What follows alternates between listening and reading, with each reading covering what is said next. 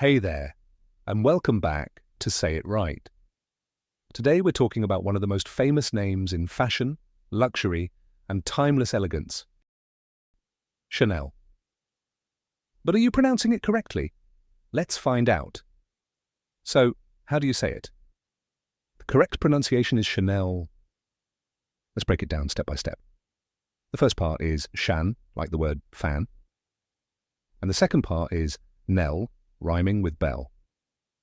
Now say it with me. Chanel. One more time, Chanel. Great job. So, where does the name Chanel come from?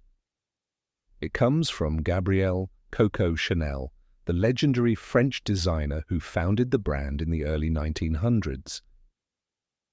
She revolutionized fashion with her elegant yet comfortable designs, creating the little black dress, the Chanel suit, and, of course, the iconic Chanel number beige Perfume.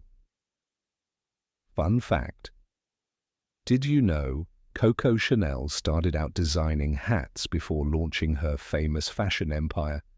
And the interlocking CC logo, that stands for Coco Chanel.